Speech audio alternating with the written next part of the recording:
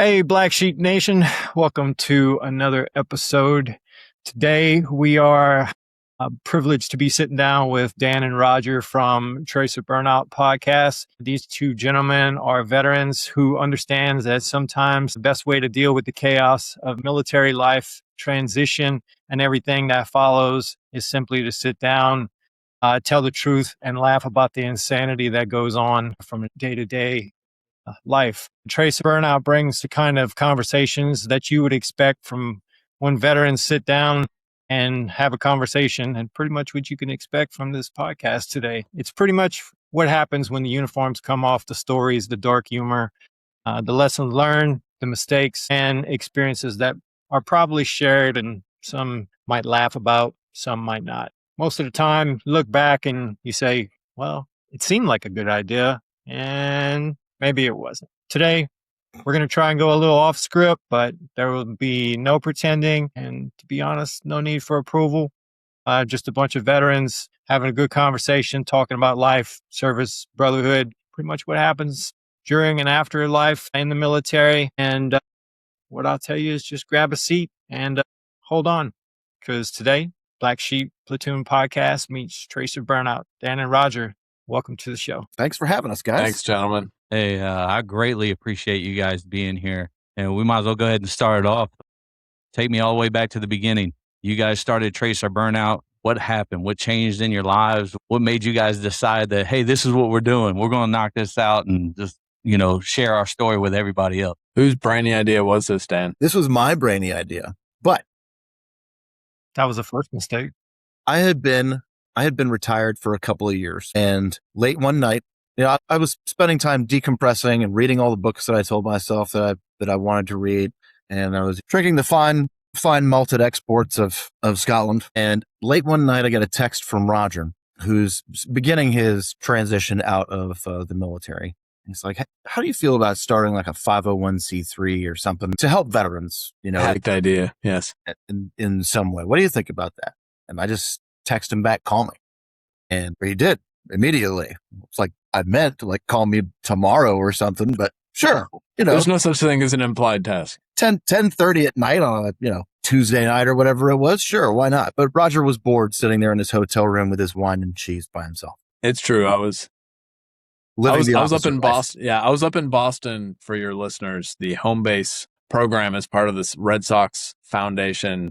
So I was up in Boston getting a medical workup done to get me ready for retirement from TBIs and all that stuff. So I highly recommend the home base program for folks who have already separated or are getting ready to and need to go get their noggins looked at.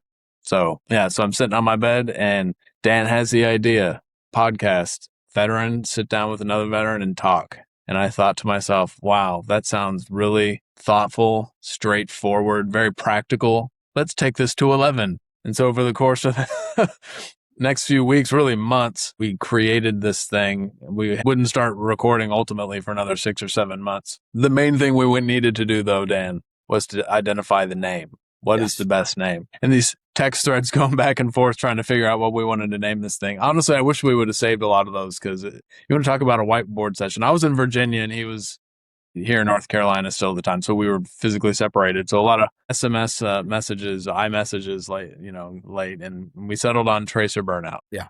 We were passing lists back and forth, and we do still have some of those names somewhere. There were some really great ones, but Roger sent me a list of 4 or 5, and I saw Tracer Burnout on there, and I was like, that is perfect. That is perfect. Have you seen the movie The Accountant? Is that the Ben Affleck one? Yeah. I've seen parts of it, not beginning to end though. So I can count on one hand how many Ben Affleck movies I have ever cared to see in my life. He's a huge fan. And that's not even anywhere on the list. So The Accountant is a pretty good one. However, there's a scene in The Accountant where he's in this glass room and he's trying to figure out where somebody's been stealing money. So he's going through somebody's books in this business, right? And he's just writing all these numbers basically on windows in this glass room. That's what it kind of reminds me that, you guys were doing when you were trying to figure out what your name was going to be, just scribbling names on glass windows. And you're this metaphor, Dan is Ben Affleck. It's more like 21 Jump Street. where Channing Tatum is just writing all over the board and he's explaining everything, and then you look at it and it's just the number 4 all over the place. Which one of your names is Jeff? Yeah, so we started the concept, and our first guest that we had on the show, because we were starting from absolutely nothing, was my father-in-law. So just pick up the phone and we got a brainy idea. You want to come sit down and record with us? And of course he said yes, because he's always felt sorry for me. And he came to our studio, and we did a double header. We had 2 Vietnam veterans, the 2, first of SF Green Beret from Vietnam, and then a Navy corpsman. And Dan, did those recordings go perfectly smooth and turn out as good as we hoped? Yes, everything went flawlessly. I mean, it was smooth sailing across the board. Everything worked at peak performance. No corrections necessary. Except for the part where we didn't have the guest's mic on. Yeah. Well, that happened. We were not as prepared for the equipment with the equipment as we probably should have been. How hard could it be? We have learned some hard lessons along the way. And it certainly started with our first 2 guests that we had just recorded back to back. So the mistake we made was ×2. Yes. The beauty of doing these podcasts is you definitely learn a little bit after each one. Our second podcast, we filmed it, and I went and started editing and completely erased the whole podcast. So, I mean, that is editing of a sort. Yes, I edited full on. So thankfully I was able to retrieve it, but I completely deleted it for almost 24 hours. So we even contacted the soldier that we were talking to and was like, hey, we might have to do this again, and it was like, but everything that we had in there was so raw, and it was like, man, how do you recreate something that was that special already? And I'm pretty sure you guys are already truly understand that. And it's like, man, where do we go from here? And then all of a sudden he hit me back up damn near the same night, was all like, hey, I got it back. And I was like, oh, thank God. I was like, this is going to be horrible. Yeah. Yep. We were a few episodes in, maybe 10 episodes in, and we had talked to another podcaster, and we were talking about some of our camera stuff. Yeah, video stuff. He suggested changing some of the camera settings. So we did. And once again, we were filming back to back, 2 episodes back to back on one day. And when I pulled everything down and, looked at this stuff, the video footage was so bad, you could not identify like anything. You couldn't identify facial features. I mean, you could barely make out that somebody was wearing a shirt. I mean, the audio was good. The audio was good. And those are still 2 great stories. But then we had to then contact those 2 guests. They had just gotten done recording with us, had driven hours to be here to sit down with us and say, hey, those 3-4 hours that you sat down and poured your heart out to us, it's going to sound great. It's going to look like crap. So send us lots of pictures so we can have like a carousel. Yeah, which is we were very, very fortunate that both guests had a plethora of pictures. So their episode is, the audio is fine. The conversation is great, but on the video version, there's a brief apology from me at the beginning. Mea culpa. like, hey, we screwed up. And then it's just a picture show. And, I put pictures in all the episodes, and I try to line them up with what the veteran is talking about. Some of those pictures had to be stretched out. So the first one is related to you in a way, because it was Will Yeski, which is an Argandal brother of yours.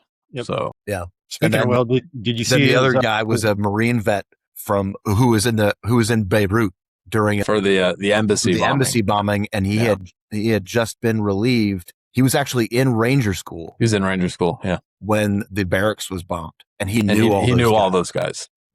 Yeah. So, what were you saying, Joe? Did you see Will released his short video today? Yes, looks pretty good. Yeah, he was down here in town a couple of weeks ago, and he was supposed to link up with us, but crazy shooting schedule and all that stuff, and wasn't able to work out. But yeah, him, Andrew, and I, we all still keep in touch. Good. So, yeah, it's good. So believe it or not, gentlemen, it's been a year since I was on the Tracer Burnout Podcast, talking about the Sons of the Argandab over in the Organdoc River Valley. And that show was one of my first opportunities to be on a podcast. Somehow you guys managed to survive that podcast, and so did I.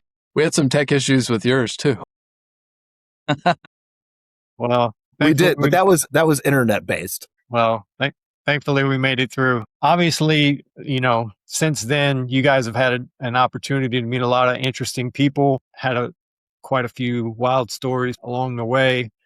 Looking back at your time hosting Tracer Burnout, what are some of the conversations, stories, or just completely off the rail moments that still make you laugh or stand out? Special Forces Army veteran Chuck Ritter, legend, being in a truly harrowing gunfight. He got shot in the butt and as one dove for cover into a shit trench, a sewer. Yeah, there's a picture of him, taking cover, returning fire, and everything, and he's got some stuff on his face. Yeah, it's not dirt. Mud. It's not dirt. It's a shitty situation. I agree. I think that's word for word what he said. That's one. There are so many great ones. Another Vietnam vet. He was a combat engineer, Mr. Liddell Williams, talking about he joined the Army at, I think, 16. His mom had to sign him up because he was failing in school and stuff like that. And so his mom said, "Okay, well, we'll see if we can get your life together." He went. He did a few years. I can't remember what post he was at the time, but he did his 3 years. Got out, went back home for a week, and was like, "Nope." So he re-enlisted and went right back to the unit he had just left. Like a week and a half later. It was a different time. I agree. Yeah. Everybody's story is incredible in its own way. I guess it really just depends on what you're looking for, but so many fantastic experiences that we have gotten to listen to and be part of. And yeah, I love them all. Yeah, well, that's always building something that you truly believe in isn't always easy. Yeah. Let me ask you this. Was there ever a moment during your journey with the Tracer Burnout that whenever you started it, it was like, are we making the right decision? And what actually kept you guys from walking away and being like, this just ain't for us? Well, I mean, the purpose we're doing that, well, there's several purposes, frankly, but mostly we're doing this because we truly believe that veterans' voices should be heard. We grew up in military communities and saw God bless the older generations, but so many of those guys, whether it was stoicism or what, just didn't, or at least rarely spoke about their military service. And we thought about all these amazing stories and experiences that just went to the graves with some of these older guys. And we thought that was a tragedy in its own way. And so this is part of our project to help get some of those stories out, whether they're career folks who did 20, 25, 30 years, or somebody who did a hitch and got out. It all still matters. You can see behind Dan there on the wall, your service matters. That's our tagline. And so that's one of the big reasons. We think civilians or the population should hear a lot of these stories too, because they're worth hearing and they should know what some of the sacrifices and things that our service members go through, because they're our fellow citizens. And I think they need to know. And really this is in its own way kind of a healing project for Dan and I, hearing other people and being able to relate, kind of a catharsis for us. I've been 2 years retired now. I'm still trying to make sense of a lot of the stuff that I had to do, and saw this is a really great way for us to relate and kind of heal in our own way. Well, and I also truly appreciate that because of the fact that you were saying your first reason was that the older generation, they didn't really talk about it. And to go with that is my grandfather was an infantryman, Purple Heart recipient, Battle of the Bulge. And he died. And when he passed away, I had no idea. I had zero idea that my grandfather was ever in the service, ever an infantryman. I'm already an infantryman, and to go to his funeral and then be a part of holding the casket and, carrying it down and everything, it had a whole new meaning to me. So actually the flag that's behind me, that's folded, that you can see up there, that's my grandfather's. So that he had on his casket. So I didn't even know he paved the way as an infantryman, and I'm sitting over there. So, and I wish I could have sat down and shared stories with him of hard times, so I truly appreciate that, because you're absolutely 100% correct on that, and it was like something that was so near and dear to me, especially having my grandfather, and I had no idea, so Yeah. Just one of those things. Roger and I are both history nerds, and you read history, and so much of the information is pulled out of letters, journals, letters home from a Civil War soldier to his mom, or a private journal of Lieutenant so and so at World War I campaign, something like that. And that's where a lot of this information comes from. But nobody does that anymore. People don't write letters anymore. Emails get dumped. Nobody's gonna write a book or study history using your tweets or your text messages. So having these stories recorded are a way of preserving history for the person, for their friends and family, but then for everybody as well. Yeah, that's the beauty of the internet now. And It's not really something that we thought about going into it, but there's no way that we can cover 3 years, 4 years, let alone 30 years of somebody's life in an hour and a half, 2 hours, 3 hours. You just can't.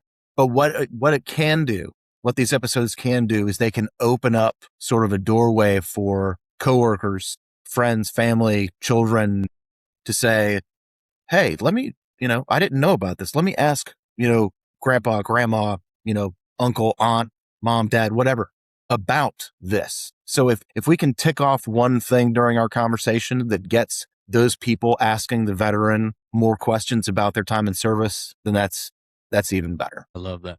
Yeah. So I can tell you one of the most memorable experiences that I've had was my father-in-law had taken me to this buffet, and we went into this buffet in Lewisburg, Tennessee. And when we went in, there was a group of Vietnam veterans that were in there, and he introduced me, told him that I was with the 101st, so on and so on. And he said, hey, when you see this one guy come in, you should go and sit down and have a conversation with him. Well, when the guy came in, they all got up, saluted him, grabbed his tray for him, went, served his food for him, and then brought his food and put it at the table for him. So I'm thinking chances are this guy's an officer or whatever. They didn't really give me a backstory on him. So I got up, I went and sat down with him, and his story was almost too good to be true.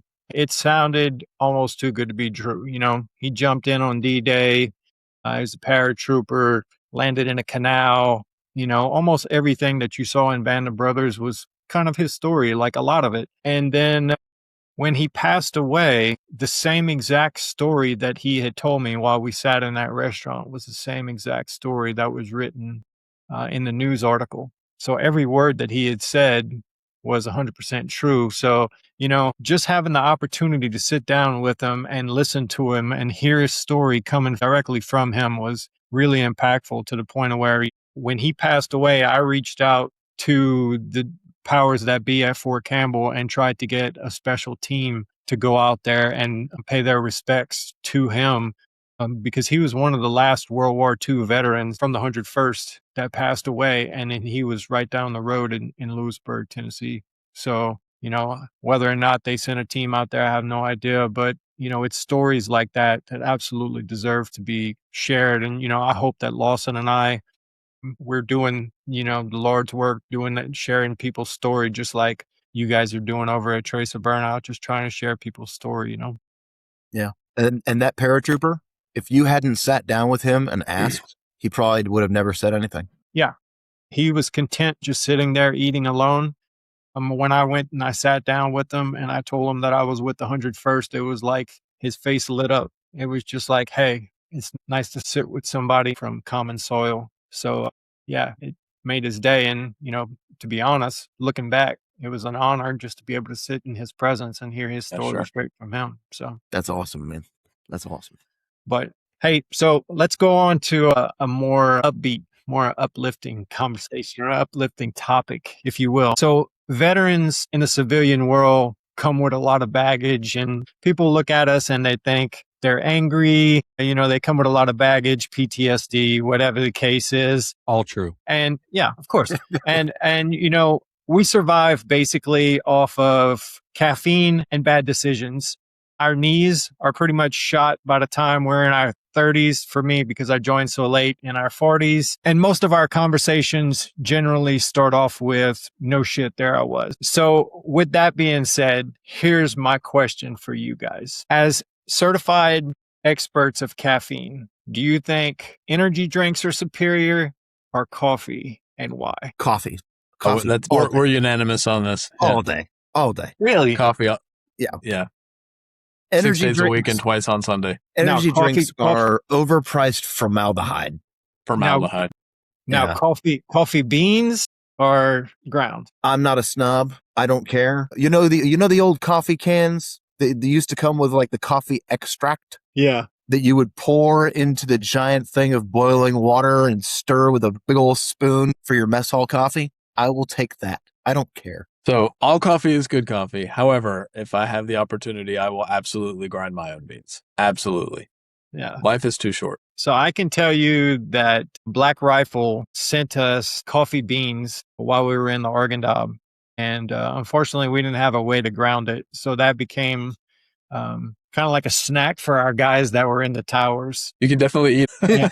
They were pretty much chowing down on coffee beans in the towers. So that was, another caffeine.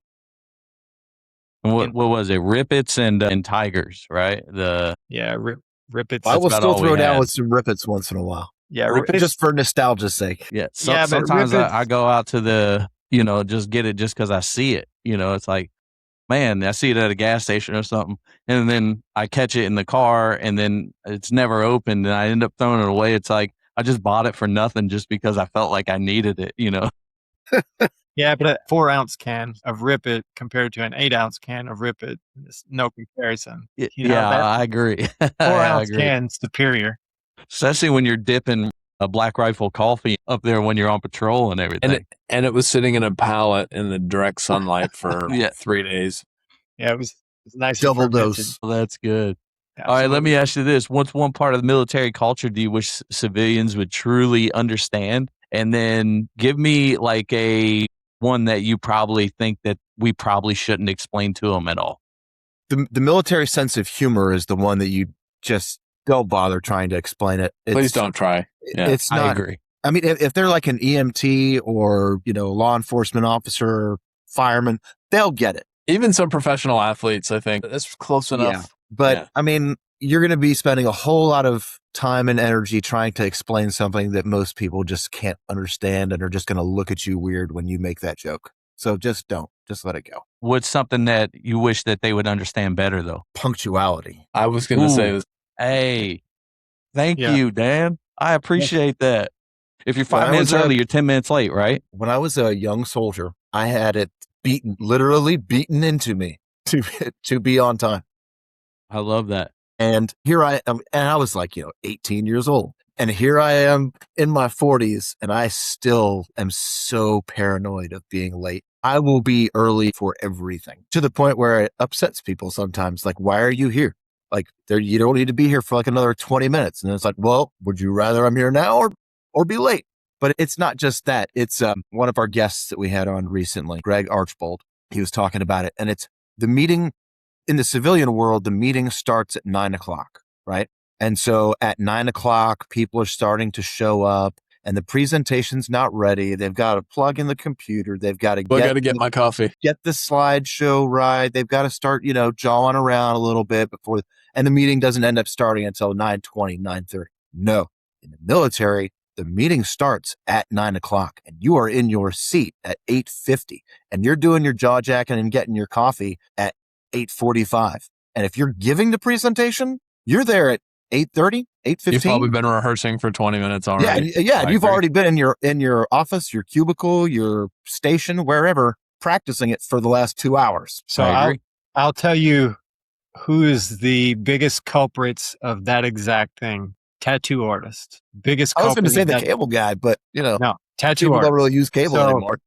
If I show up to a tattoo artist's shop and they still have to create my design, and like the first hour I'm there and I'm getting charged for this hour is spent them working on my design and I guess fitting it, like you're already behind the 8 ball. Like, you should already have something laid out, ready to put a stencil on me when I get there. And that way we can start working forward for that hour. Otherwise, I'm just basically, that first hour is on me. It's basically for free.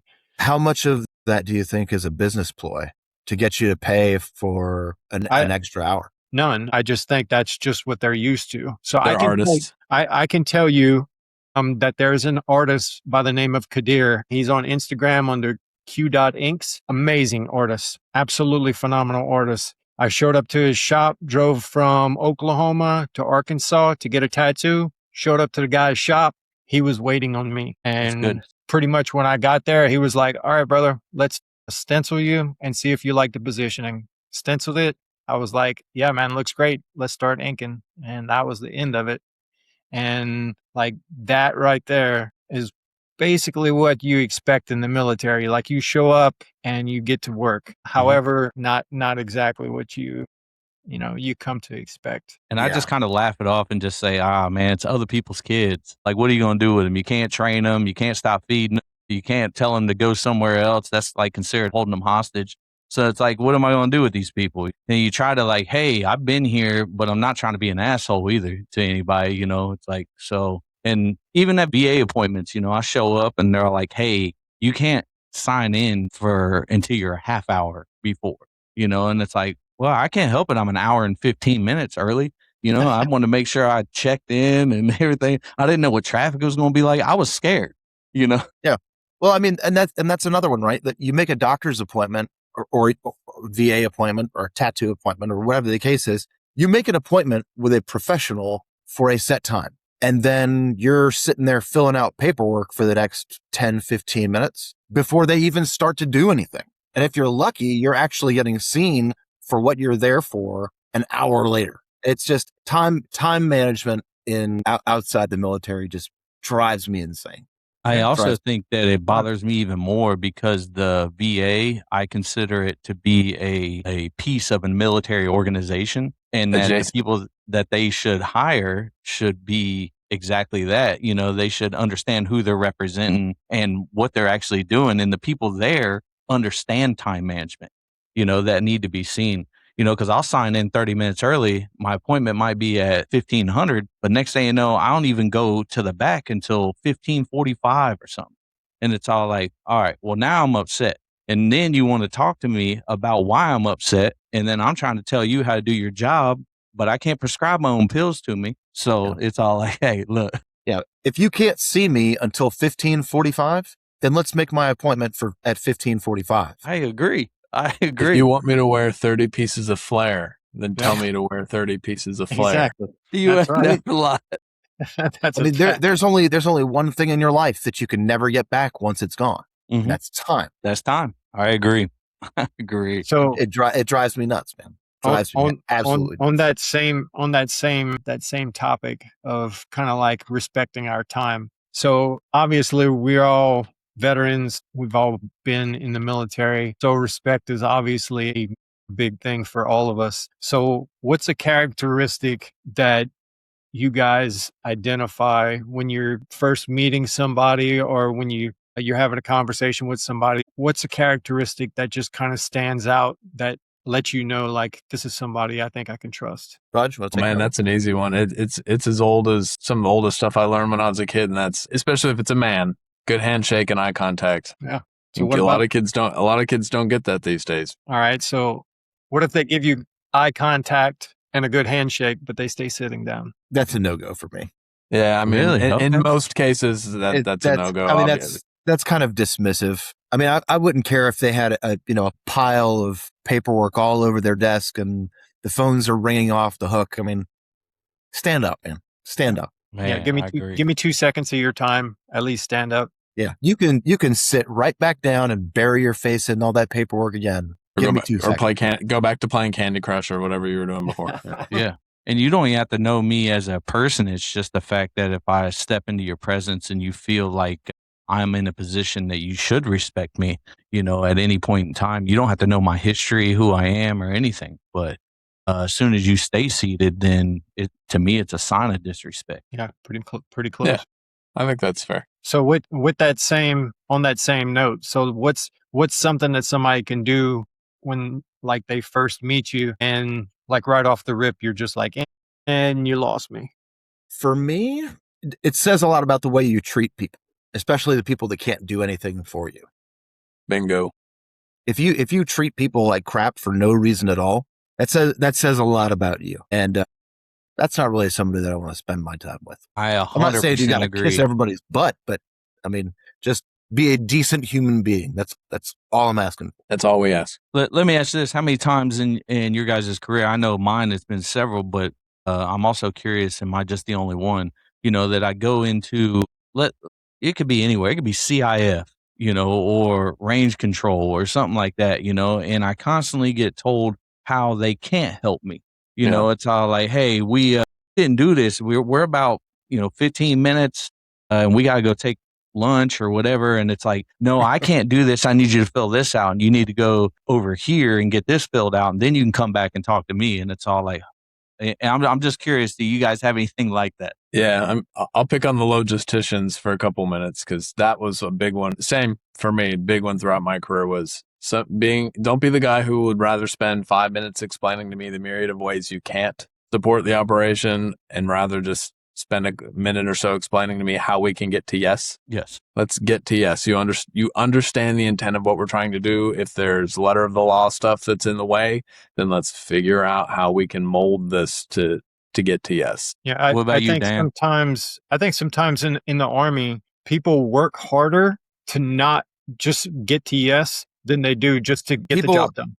Because I'm going to come back. When people waste your time and more likely than not, get you all worked up because they're telling you what they can't do, or what they really mean is what they won't do. You can take a third of that time and tell me what you can do, or point me in the direction of somebody that can do it. Yep, I agree. It don't have to be you.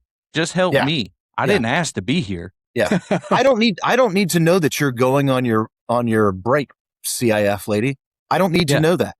No. All you have to do is say, Mr. Jones can help you. Yeah. And especially when you have like, hey, our hours are say from 8 till noon, and then we'll take a lunch and we're going to come back at 1 until let's say 1600, which is fine. And if I show up there at 9:30 and you're over there like, nah, I'm not the person that can help you out with that. Like, well, then why the hell does it say it on the door back here that you are the person, because you're the only person sitting here in the damn seat, And for me, that is and you lost me. As soon as people start talking about how they can't help me, and even in the outside world today, like as soon as I roll into anywhere, it could be anywhere, and somebody tells me I'm at McDonald's and I'm standing at the damn register and people are saying use the kiosk and I have to put in my own meal and everything. Well, I'm also the same person standing by the damn mailbox waiting on my W-2 because I work for McDonald's because this person didn't want to help me, and it's all like, come on, why do I got to do everything myself? I got to check myself out at damn Walmart, but then you want to check my receipt, like if I got a receipt in my hand, then you shouldn't have me check out. If we do self-checkout, can we be part of the union as well? Hey, you already hired, Roger. You just didn't know it yet. Yeah. Why is there post-37 meeting? This ain't even a Black Sheep podcast anymore. This is post-37 meeting, for unions. Wait, so why are we not, if we're doing our own work to check ourselves out, why are we not getting a discount? But also employee discount, right? When I'm looking at people that are just kind of leaned up against things, and it's all like, hey, well, if you're leaning, you can clean, right? I mean, that's always our thing too. And it's like, okay, but then they're like, just go ahead and use the kiosk. Why don't you just come over here and take my damn order? And to me, these are things that just fire me up, man. Like, and it's all like, I want to start his McDonald's. I just want to start elevating people off fryers, and just like, hey, go ahead halfway down and hold it until you guys can figure it out. Are you gonna come over the countertop? No, no. I'm not. I feel like my presence alone should already be there. Like I want to have a light coat of sweat on these workers enough that I don't need to salt the fries. It comes from their sweat. That's how I look at it.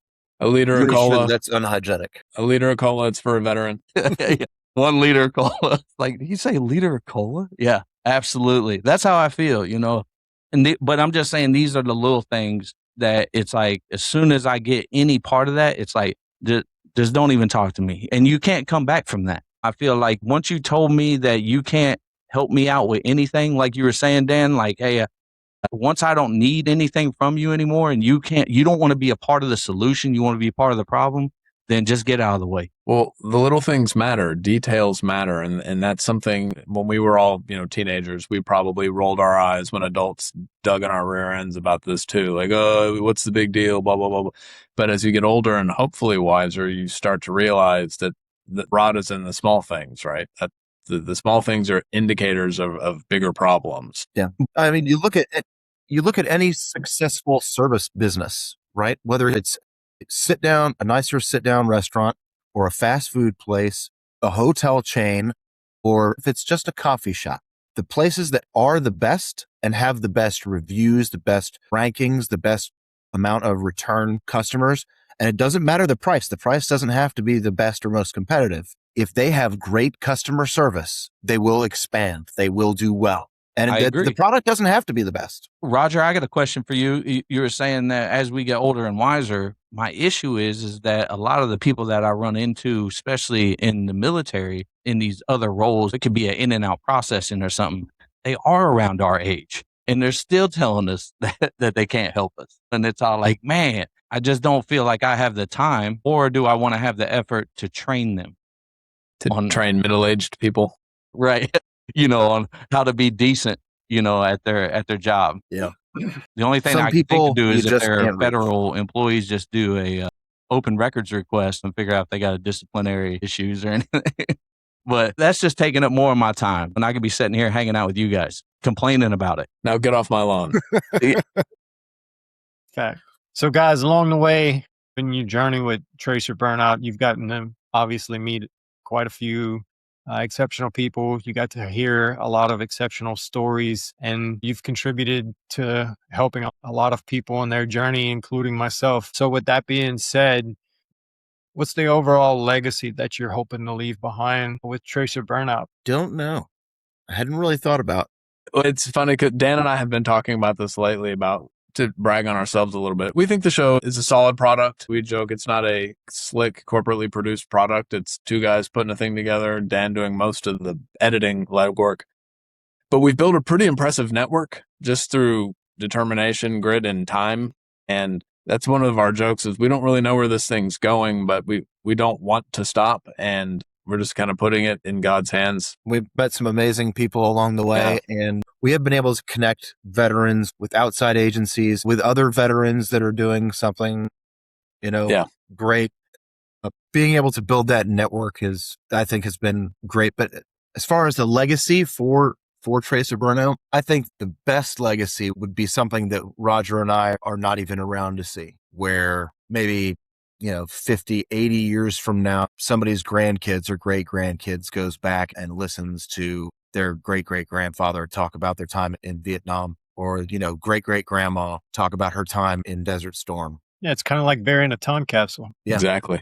Yeah. Being able to actually hear their voice, to see a video of them talking about their experiences rather than just hearing it. Well, Grandma told me, and so now I'm telling you. They can actually see and hear with their own eyes and ears the experiences from that veteran decades and decades and decades from now. I think that would probably be the coolest legacy. And building community, a lot of which we will never see. So not necessarily something with our tagline on it, but creating a community where veterans can watch an episode about survivor guilt and not feel so alone. And feel like that's something that they can go seek professional help, or at a minimum, talk to loved ones and friends and just get it off their chest. Yeah.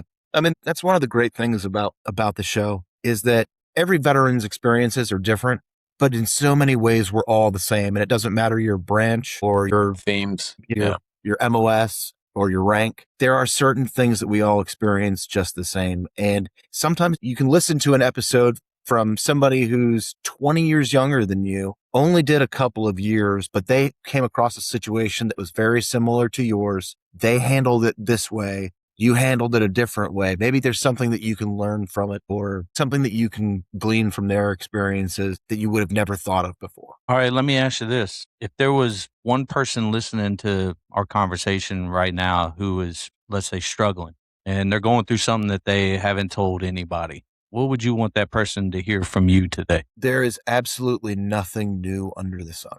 You are not going through something that nobody else has gone through before. Everything that you're feeling, everything that you're going through, there are people out there who have been through just the same thing.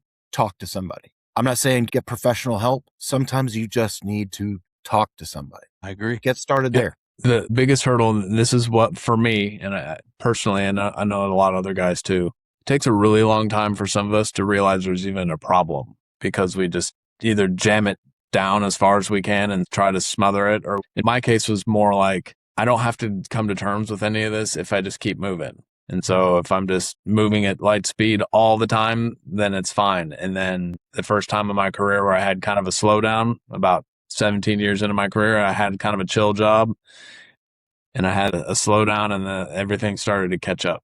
And it took me a while to figure out there was even a problem.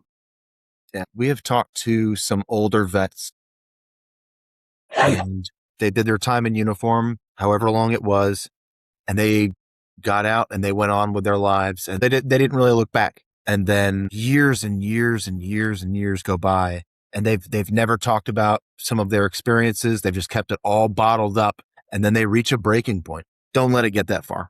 Don't let it get that far. I appreciate that. Yeah. Our oldest veteran that we talked to was a Korean War veteran. Fought at Port Temple. Yeah. He was only in for 3 years. Yeah. And spent most of that time freezing his behind off in Japan and then in Korea, and then got out and moved on with his life. And up until about a year ago, he's in his mid-90s. Mid-90s, yeah. He did not start getting help until about a year ago. Wow. And he wishes that he had gotten help sooner, just to talk to somebody sooner. Yeah. My old landlord in South Carolina, his name was Mr. Jim. He's 90 years old now. He was a sergeant major in Korea, has several Purple Hearts. And I think according to his wife, I'm one of the only people that he ever shared any of his stories with from Korea when we lived next door to them, because he felt like there was some kind of common ground between us. And he never went to get help. When he got home from Korea, he actually bought the whole block that their house was on just so he could control who lived next door to his wife, because he didn't want any strangers living next door to his wife. So he bought all of the homes on that block and basically turned them into rent houses so he could control who lived next to him. Yeah, but it only takes one, and you were his one. Yeah. So, which is excellent, because you don't have to reach out, like you were saying, professional help or anything.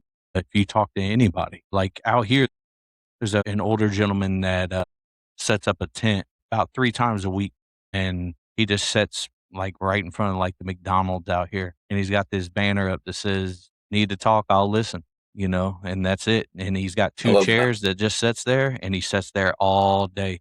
I love that. People will drive up, and you'll see the chairs are always full, man, and somebody's always sitting around talking to him. But he's came out and says, "Hey, it's hard because I also take that stuff home with me."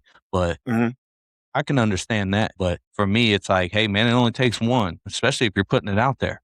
It's just who he is. So I greatly appreciate that, Dan and Roger. I would agree 100% with you guys. Yeah, I appreciate it. So, gentlemen, before we wrap this thing up, you guys knew this was coming. We let y'all know ahead of time because I know some of you have a hard time reading and you might not watch movies and stuff like that. So let us know what's some of the movies that you guys are into right now that you might want to suggest to our audience. Maybe some good books that they might want to get into, music, anything. Remember, you recommend it. This is your reputation.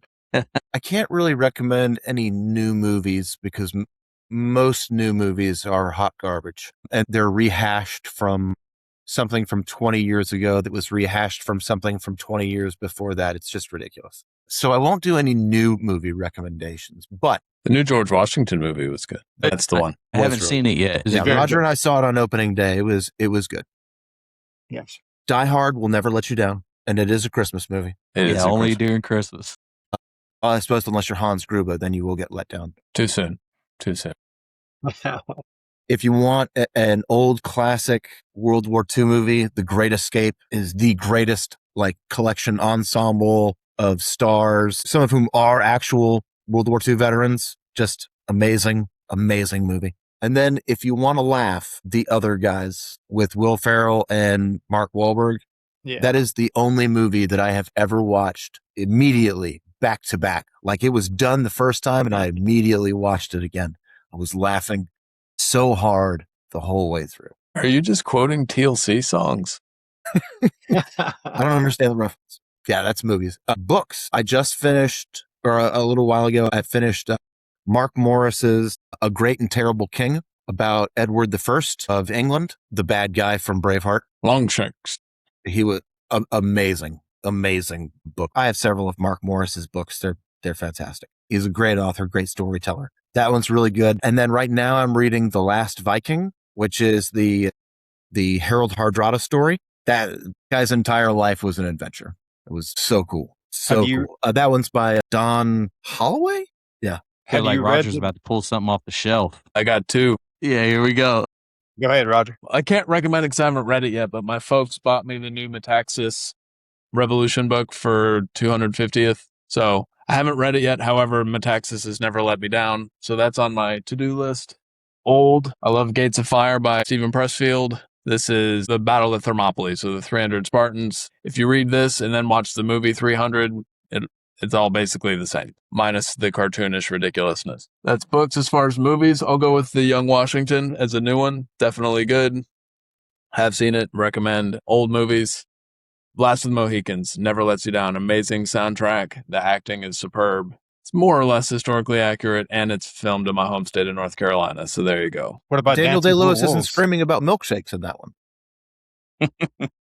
And I don't recall him calling any of the redcoats slithering afterbirth in that movie either. What about Dances with Wolves, Roger? I love it. That movie has a dear place in my heart. It's historically a little wobbly in a few areas, but growing up, love it. And it has an amazing soundtrack as well. That's true. Actually, both of those do. Dances with Wolves has an amazing soundtrack, and Last of the Mohicans has a great soundtrack. Yeah.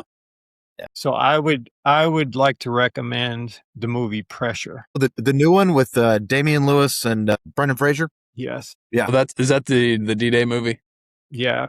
Okay, got it. With General I heard it was pretty good. Yeah, phenomenal movie. Phenomenal. Yeah, it makes you look at the D-Day invasion in a completely different light. And Damian Lewis plays an actual Brit this time instead of an American? He does, yeah.